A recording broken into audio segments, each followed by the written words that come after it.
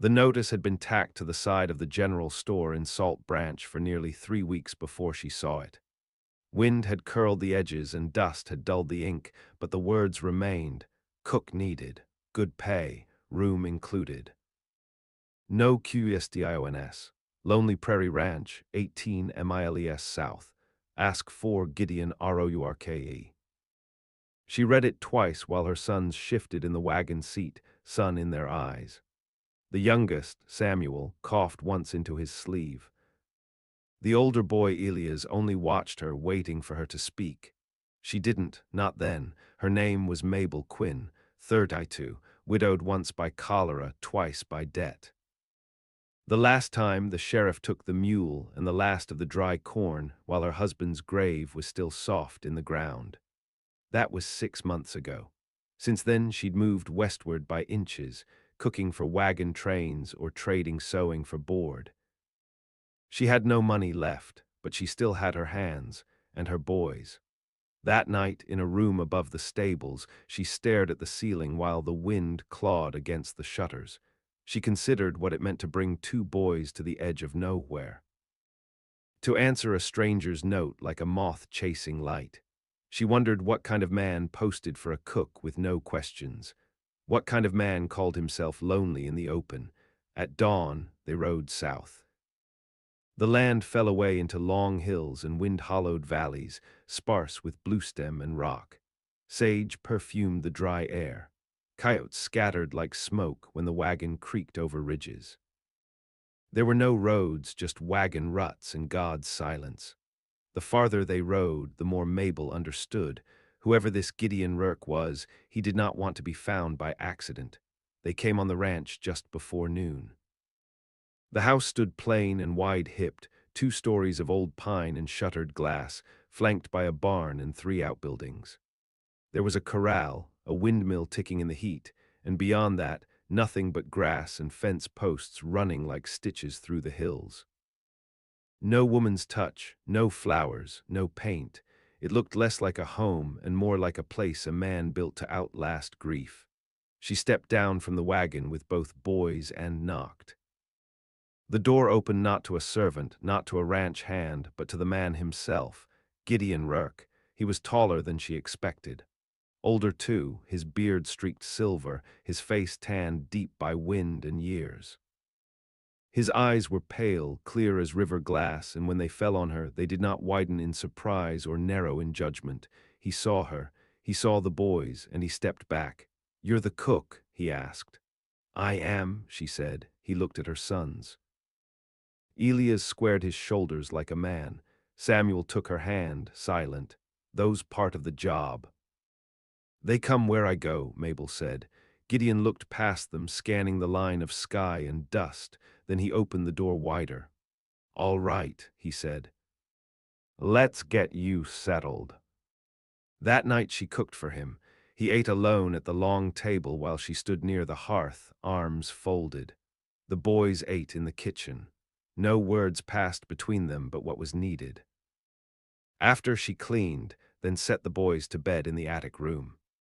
Gideon offered no terms, no rules, only pointed to an unused bedroom down the hall and said, "Yours." She shut the door and leaned against it, listening to the wind breathe against the eaves. The walls smelled of dry wood and age. No perfume, no papered frills, a man's house. And now hers too, for however long it lasted. She did not know that in the years to come, that house would bury secrets thicker than stone. That her sons would grow into wolves on this land. That Gideon Rourke, who spoke little and carried more scars than he wore on skin, would come to need her more than any man had ever dared admit needing anything. But for now it was just a job, a widow with 2 sons, a rancher who had lived too long with silence, and a promise hanging unspoken between them, survival whatever it took. The first week passed like a long breath held. Mabel rose before the sun, dressed in the half-dark, and stoked the stove with dead pine. She worked in silence, elbow-deep in flour, smoke curling in the beams overhead. She cooked for 3 men, Gideon and 2 ranch hands, Luke and Tomas. They were quiet men, ranch burned and hard-bodied, their boots tracking dust through the kitchen. They said ma'am when they passed her, kept their eyes down when the boys were near. Elias took to helping with the horses. No one asked it of him, he just started showing up at the corral at dawn. Gideon watched him once through the slats of the barn wall and said nothing. Samuel stayed close to Mabel's skirts, content to trail her like a shadow, watching how she worked the dough, how she carried hot pans with calloused hands. On the fourth day, she found a pair of boots left by the door. Smaller than Gideon, worn but solid, they fit Elias perfectly. She didn't ask who left them. Neither did he. By the second week, the wind changed. Dust turned bitter and the sky took on that sharp, coppery cast that warned of storm. Mabel knew the air too well not to prepare. She hung damp cloths over the windows. She doubled the bread batch. That night the wind screamed like something wild caught in wire. The boys curled together in their attic bed. She waited by the kitchen lamp while the roof groaned and something loose banged against the far shed. Gideon came in soaked and wind-cut near midnight. He didn't speak, only nodded once, and she poured coffee into a tin cup without a word.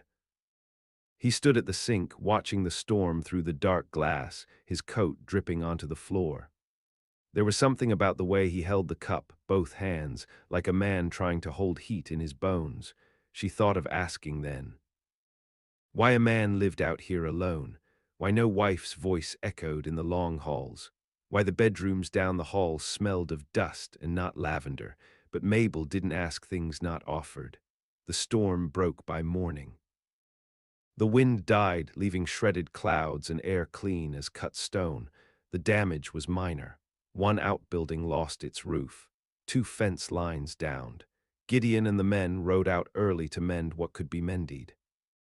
Mabel watched from the porch as they disappeared over the ridge, her hand resting on the doorframe.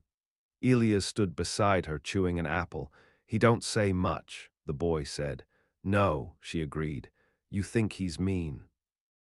She shook her head. He's watchful, that's different.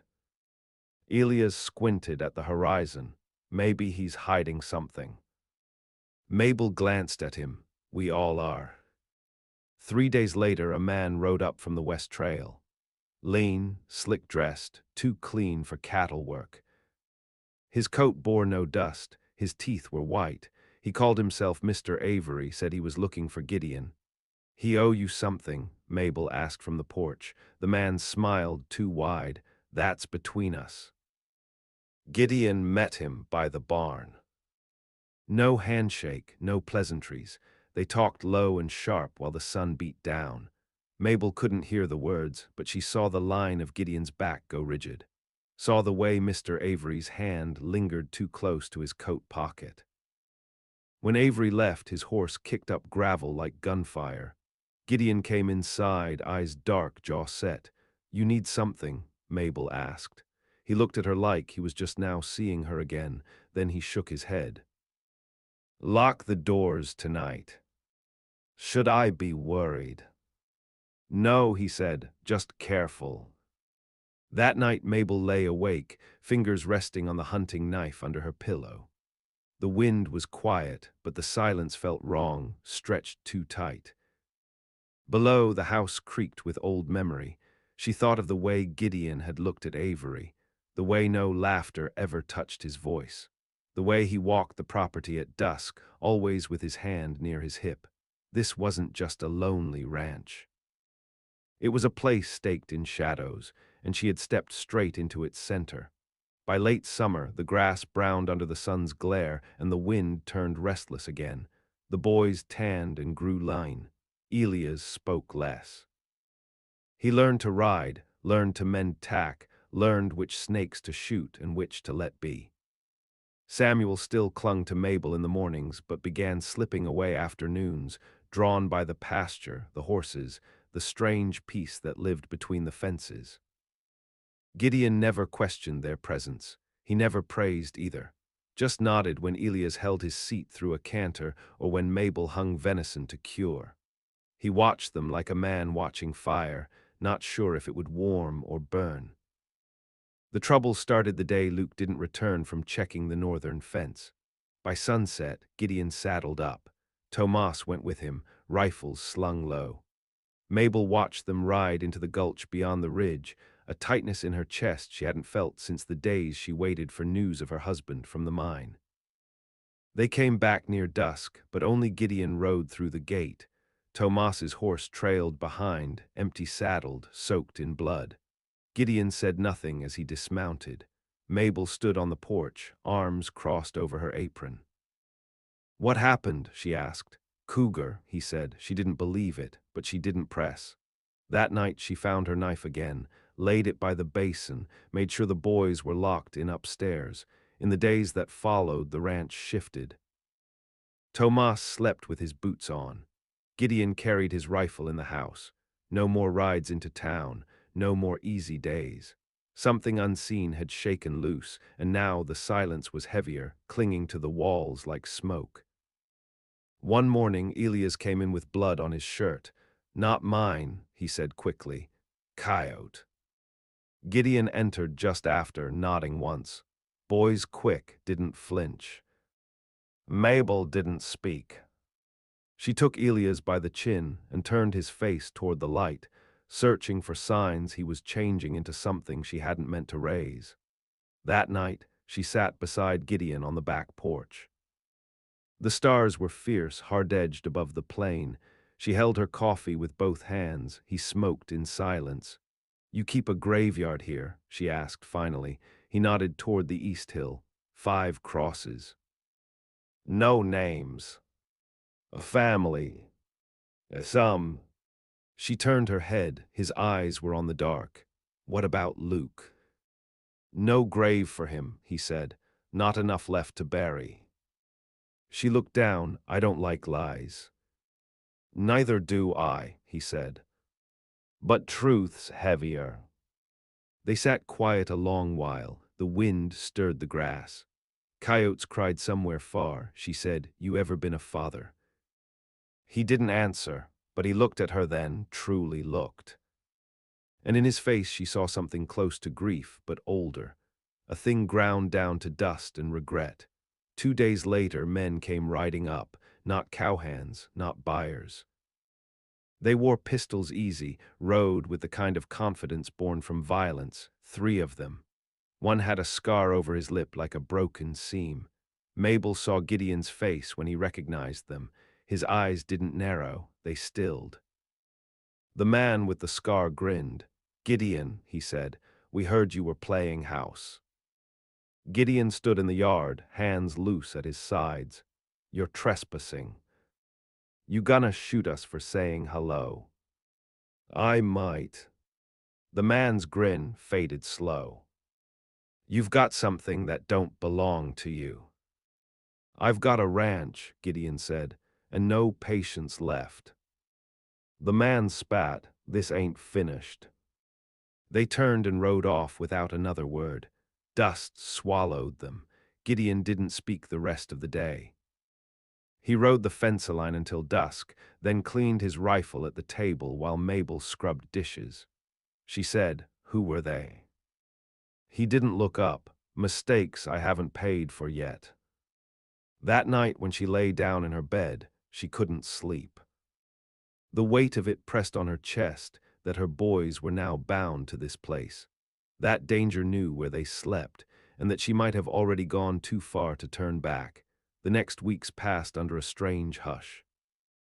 The air held the sharp scent of something coming, like metal before lightning or blood before a killing. The men who'd come and gone left no tracks, but the memory of them settled deep in the soil. Gideon didn't ride into town. Didn't send letters. He took to pacing the ridge every evening, rifle in hand, eyes on the horizon. Tomas kept a shotgun near the bunkhouse door. Mabel pretended not to see it. She cooked, she cleaned, she kept the boys close. Elias started sleeping with a knife under his pillow. Mabel found it one morning when straightening the bed. She didn't scold him, just laid the blade beside his folded shirt and said, "If you're gonna keep it, learn how to use it right." He nodded. One morning, while she hung laundry near the shed, she found Samuel crouched low, watching something move through the grass. "Don't move," he whispered. She followed his gaze. A snake, long and green-gray, coiled half in shadow. Samuel's hand crept toward a stone. Mabel placed her palm over his. "No," she said, "let it be." Later, she sat him on the porch steps and said, "You don't always have to kill the things you fear." Samuel looked up at her, eyes wide, voice small. "What if they try to kill me first?" She had no answer for that. That afternoon, Tomas was shot. He'd ridden out to water the west troughs. They found him slumped over his horse near dusk, blood soaked through his shirt, jaw slack. Still breathing, barely. Gideon carried him into the house, laid him on the long dining table. Mabel boiled water and tore sheets into strips. She worked fast, clean. She'd done it before, once when her youngest was born breech in the wagon, once when a trapper stumbled into camp half frozen with his leg ripped open. But this felt different, more final. "Bullet passed through," she said, hands red, "but he'll fever." "I'll sit with him," Gideon said. "No," she replied. "You have boys to guard, I'll watch him." She stayed up 3 nights. Tomas moaned, thrashed. Once he grabbed her wrist and muttered a name she didn't know. By the 4th day, the fever broke. He lived, weak but breathing. Gideon came to her that evening, stood in the doorway as she cleaned the basin. "You saved him." Mabel didn't turn. "Not finished yet." He stepped closer. "You didn't have to do any of this." "Yes, I did," she said.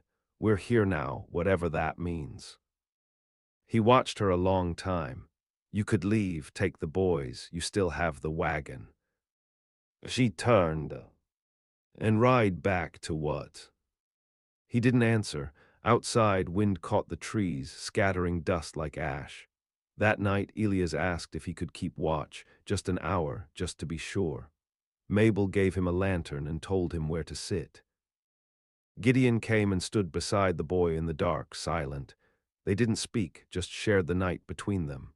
From then on, Elias stood watch every few nights, not because anyone asked, because he knew the land had teeth. Then came the fire. It started in the west field, too fast to be accidental. Dry grass lit up like paper. By the time they saw the smoke, it was already climbing the hill. They fought it with wet blankets and shovels. Mabel pulled the boys to the creek, soaked them, kept them low. Ash rained like snow. The air burned her lungs. She saw Gideon swinging a shovel like a weapon, black smoke swirling behind him. She saw Tomas, barely upright, dragging a bucket with one arm. The fire ate half the pasture before it died. 2 horses gone, fence charred to stumps. When it was over, they stood blackened and silent in the smoking field. Elias leaned into her side, face streaked, eyes hollow. "Who did this?" he asked. Gideon answered from behind her. "Same men as before." Mabel turned. "Why? What do they want?" Gideon looked at the sky, where the smoke still drifted like ghosts. "They want me to bleed," he said. The next morning he dug something out from the root cellar, a long wooden box. Inside, a Winchester oiled and wrapped in canvas. Mabel hadn't seen him carry it before. He handed it to Elias. "Time you learned," he said. Mabel opened her mouth to object, then shut it. Because the world they lived in didn't care how old a boy was, only whether he could shoot before someone else did. Autumn stripped the trees bare. The mornings came colder, the wind knife-edged. Smoke from the hearths hung low over the house, and the barn creaked in the early hours as if remembering a weight that no longer lived. They rebuilt the fences, repaired what they could. The pasture remained half dead, but the cattle grazed what stubble was left. Gideon said little of the fire. He rode more now, checking the ridge at dawn and dusk, his rifle slung like an old companion. He slept less, ate fast. His beard thickened, his shoulders stiffened. Mabel saw it in the way he moved. Something inside him had locked tight again. Tomas limped through chores with a bandaged side, his breath short.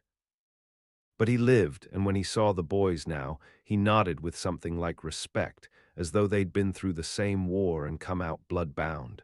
Samuel stopped asking when they'd leave. Elias kept the Winchester near. He learned its weight, how to clean it, how to shoot without blinking. Gideon taught him without comment, just gestures, a nod, a word when needed. Mabel watched her son grow tall in those weeks, shoulders squaring out, eyes aging in ways no mother ever wants to see. Then came the letter. It arrived wrapped in oilskin, no stamp, hand-delivered by a boy on a mule who wouldn't say who gave it. Just shoved it at Mabel, then turned and rode off down the trail. She took it inside, dried her hands, slit it open. Inside, in clean script, you were warned, one grave wasn't enough. Leave now, or the next fire takes the house. She showed Gideon that night. He read it once, folded it slow, and tossed it into the fire. "They're bluffing," he said. Mabel stared at the flames. "You sure?" "No," he said, "but I'm finished running." She studied him in the firelight. The man he was now looked nothing like the stranger who'd opened his door that first day. He was carved harder, burned cleaner. He was a man who'd lost everything but the fight. "You don't talk about what you did before this ranch," she said. "There's no point," he replied. "There is if it's going to get my boys killed." He looked at her then, truly looked, and for the first time she saw the edge of something sharp and old in him, something that hadn't dulled with years or regret. "I used to ride with them," he said, "a long time ago, before this place, before I tried to be better." Her mouth went dry. "Outlaws." "Worse," he said. "We took what we wanted, burned what we couldn't carry. Killed anyone who didn't lie down fast enough. And now they want what? Me buried." She said nothing for a long while. The fire cracked. Outside, the wind pressed against the walls like breath on a neck. Then she said, "You should have told me." "I thought I could leave it behind," he said. "Turns out it rides faster than I do." That night she sat awake while the boys slept upstairs. She braided her hair back and stared at the rifle over the hearth. They had lived through too much to be run off. She had bled too much, carried too many graves behind her to bury another. If they wanted this land, they would have to come and take it, by blood or not at all. A week passed. On the seventh night, Elias saw the glint on the ridge, a rifle barrel catching moonlight. He didn't yell. He just slipped into the house, took up the Winchester, and said, "They're here." Gideon moved fast. No panic, no orders wasted. "Tomas, east flank. Mabel, stay low. Lanterns out." Mabel grabbed Samuel and ducked into the stone cellar beneath the floorboards, heart pounding. Elias followed Gideon, rifle firm in his grip. The first shot cracked through the night like a whip, then another. The air filled with smoke and dirt. Horses screamed. Someone shouted from the dark. Mabel pressed Samuel's face to her shoulder. Listened. Two men tried the front. One kicked the door. Another set fire to the porch. A shot rang, then another. Silence. Gideon dragged a man's body into the yard just before dawn. Tomas had a cut across his cheek, but nothing deep. Elias had a bruise along his ribs. He didn't speak. Mabel stepped outside, Samuel clinging behind her. The house stank of smoke, but it stood. The porch was blackened, but the fire hadn't taken. Three men lay dead in the dust. One still clutched a revolver, fingers stiff in rigor. "They'll come again," she said. Gideon nodded. "Next time it'll be all of them." Elias looked up at her, face pale. "We gonna run." She met his gaze. "No, we're gonna finish what they started." The ground was red before the sun rose. And still the war hadn't come yet, only its teeth. The bodies were buried on the east hill before the noon heat rose. No prayers, no names, just dirt over blood, the way things ended for men who rode to take what wasn't theirs. Mabel worked silent beside Gideon, sleeves rolled, face streaked. Elias dug with his own hands. Samuel watched from the gate, fingers curled tight around the rail. When it was done, Gideon planted fence posts over the graves. He didn't say why, he didn't need to. They knew it was a message. The next days crawled. The boys stayed close.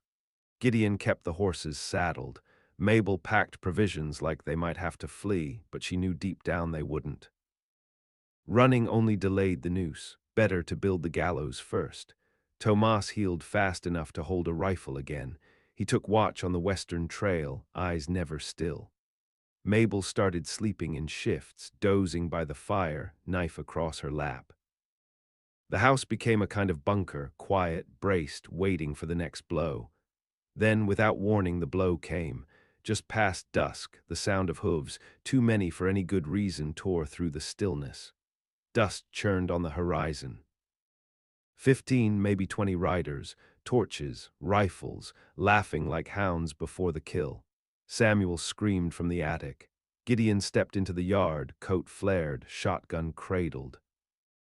Elias followed, rifle across his chest, jaw locked tight.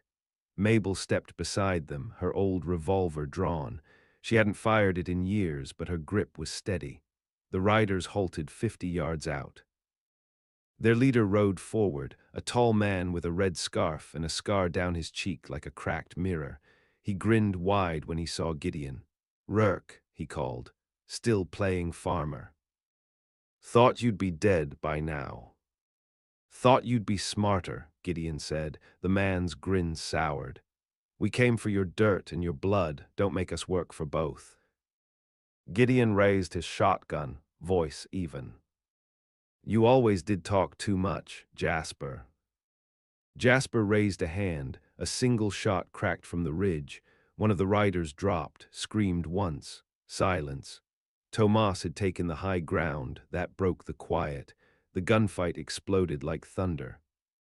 Torches flared, bullets split air. Mabel pulled Samuel behind the hearth. Elias fired from the window, steady as a grown man. Gideon moved like a man born in chaos, reloading fast, taking cover, shouting where needed. 2 men broke through the back fence. Mabel shot the first in the chest. The second made it to the porch before Elias cut him down. Smoke burned the eyes. The house shook with each blast. Windows shattered. A torch rolled across the floor. Samuel stomped it out with his coat. Hours felt like lifetimes. By the time dawn broke pale over the hills, only 5 men rode away. One of them had blood trailing from his saddle. None looked back. The yard was red again. 3 bodies lay near the barn. One still burned. Gideon leaned against the post, bleeding from the shoulder. Elias stood beside him, panting, ash on his cheek. Tomas limped from the ridge, rifle held high. Mabel stepped out slow, revolver still warm in her grip. No one spoke. No one smiled, but they were alive, and the ranch still stood. That night Mabel washed Gideon's wound. He winced once, then held still. "You should have warned me they'd come like that," she said. He looked at her, eyes tired. "Would you have stayed?" "Yes," she said, "but I would have been ready." He nodded, eyes dropping. "I thought I could hold it back. That it wouldn't spill into this life." She rinsed the cloth. It always spills, eventually. He watched her hands, the way they worked, efficient, unflinching. "I've buried every man I ever called a friend," he said. "Most of them deserved it." She didn't reply. She didn't need to. He asked, after a long silence, "Do you hate me for bringing this to your door?" "No," she said, wringing the cloth dry. "But I won't let it take what's mine." He smiled, just barely. That night they buried 3 more men on the East Hill.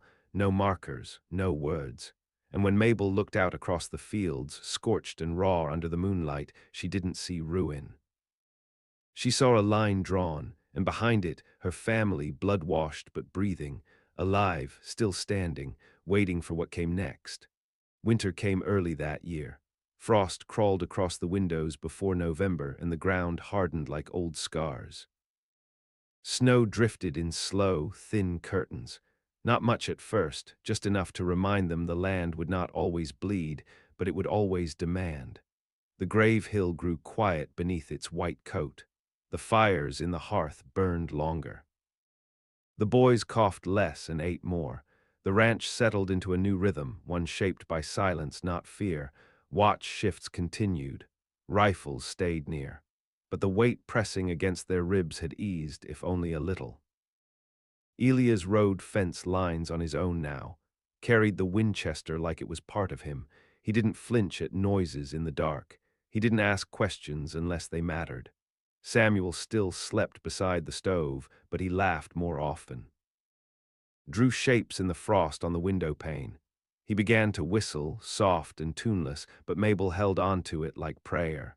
They rebuilt what had burned, the porch, the fences, even the shed.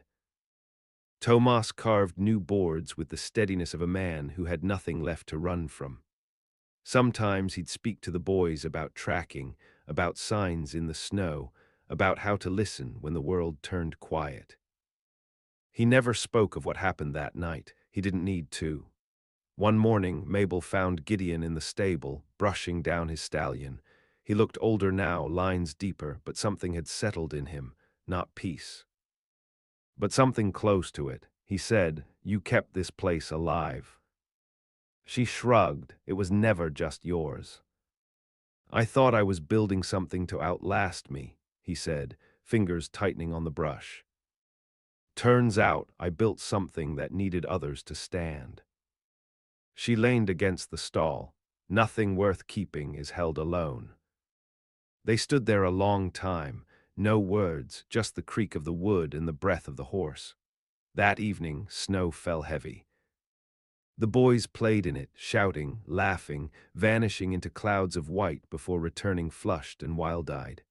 Mabel watched from the porch, a shawl around her shoulders, eyes bright with something she hadn't let herself feel in years. Hope. Not the naive kind, not the hope of city folk or sermons, but the kind that grows in blood-soaked dirt. Hard, earned, edged with pain. Gideon came beside her, lit his pipe with shaking fingers. He said, "I used to think the worst thing was dying alone." She looked at him, and now. He watched the boys fall into the snow, wrestling, laughing. "Now I think the worst thing is dying without doing right." Mabel's voice was low. "You've done right." He nodded once, trying to anyway. She stepped down into the snow, walked toward the boys, her boots sinking deep. Elias caught her hand, pulled her into the game. Even Samuel tackled her leg, grinning. Behind them, Gideon leaned against the post, pipe smoke curling up into the freezing dark. Tomas appeared with a wool blanket over his shoulders, watching with a faint smile, a shotgun tucked under his arm like a reminder. They were not safe, but they were standing, and the land for now was quiet. No more riders came, no more torches. The hills remained bare and cold, but no longer watching. By spring, the ranch would bloom again. Grass would rise green from the graves, the cattle would calve. Life, brutal and soft all at once, would begin its slow crawl forward. But that night, under snow and stars, the war was done. The widow had come with 2 sons. The rancher had offered a door. Together they built something no fire could take, no bullet could break, family born in blood, forged in silence, alive, still here, still fighting, always.